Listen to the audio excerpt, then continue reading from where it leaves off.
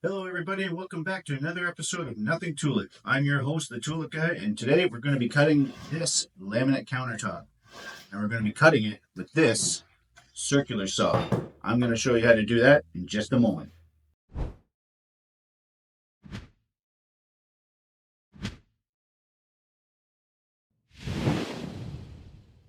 Nothing Tulip.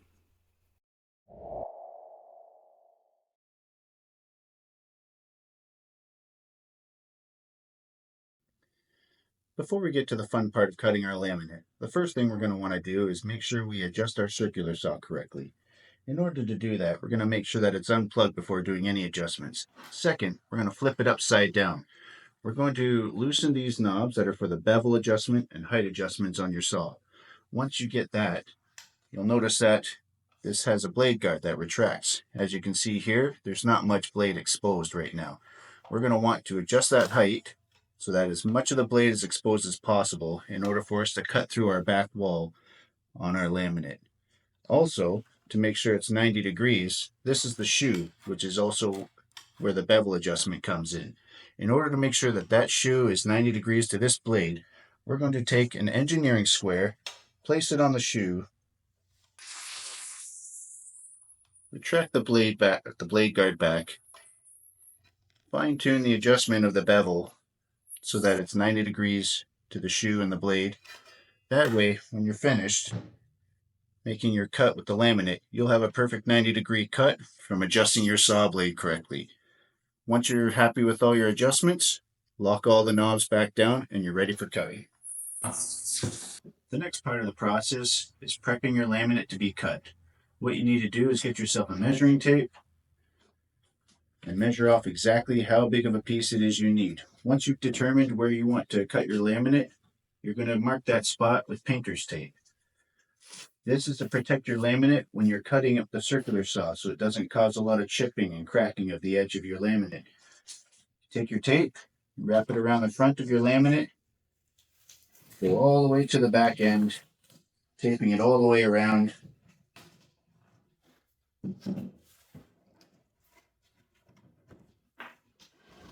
Protecting the surface of your laminate. Once you're happy with the location of your painter's tape, you're then going to want to flip your workpiece over. When you flip it over, your painter's tape may end up on the opposite side of where you originally started. So make sure you keep track of that. Once you've located that, you're going to want to measure from the edge of your workpiece into where the painter's tape is and draw a line. In this case, I've already drawn a line in black marker all the way across the workpiece, down the back wall, and through the edge. The reason we mark the line on the back side here is because this is the side of the workpiece that we're going to be cutting from.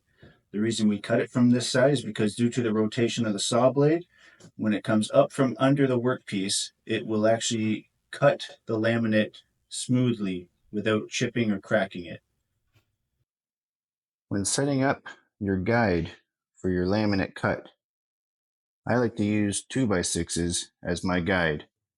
You also have to keep in mind the distance from the line to your guide in order to make sure that shoe is set in the right place for where your blade is going to cut through. I like to attach the 2x6 with a clamp here and a screw here anchoring it to the laminate.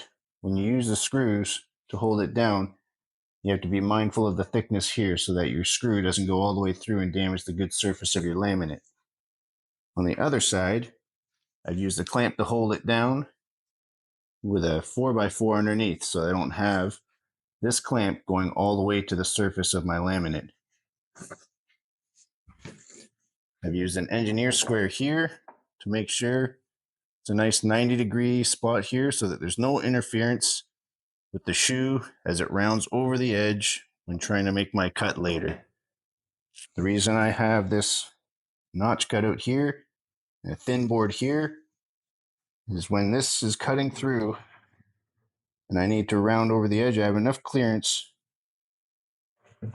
for the housing on the circular saw to clear both the corner, the rest of the wood, and the clamp while cutting straight down through my laminate. You'll also notice that I've cut the edge of my 2x6 flush.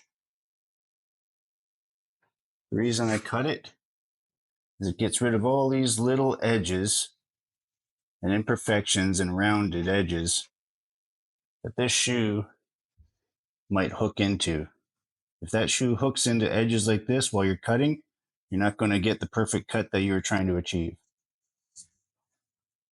So I cut it nice and flat, giving you a nice edge to follow along for your guide. Before I actually make the cut, I'm going to demonstrate how it's going to happen. What you're going to do first is rest the shoe on the front edge of your laminate, and then the front corner of the shoe is going to be braced against your guide. Once you get your circular saw cutting, it will go through this front lip. Once you've cleared past the lip, the shoe will drop down flat into place on your countertop.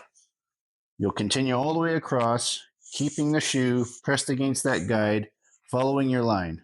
Once you get near the end, you'll be able to slowly rotate your circular saw shoe against the wooden guides at the back, going down, exiting out, completing your cut on your laminate.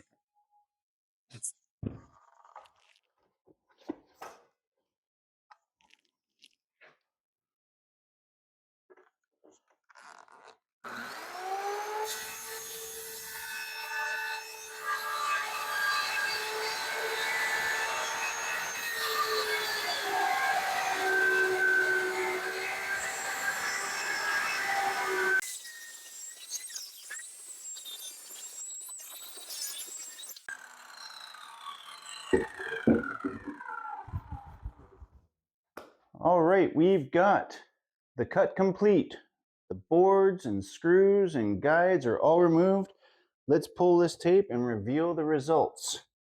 Taking the tape off now. I know you can't see it from there. I'm going to do a close-up in a minute, but this is looking really smooth. There's no chips or cracks. Let's get a close-up on that right now. All right, here's the close-up of our laminate countertop cut. As you can see, there's no damage, burrs, cracks, splits. The laminate is in good shape all the way through. A few little hints and tips about using the guides. In my video, personally, I use the 2x6. You might notice that on your saw, the housing doesn't clear the depth of a 2x6 in order to cut through your laminate. You might be able to change the angle of your shoe and pivot that and see if the housing clears it. If not, you can simply just swap out 2x6s for thinner boards or smaller guides, whatever it is you might be able to do in order for this blade to still get through the thickness of your countertop while cutting. That concludes today's episode, but join me in my next one as I cut a 45-degree angle on laminate using the remainder of this countertop. And remember, there's nothing to it.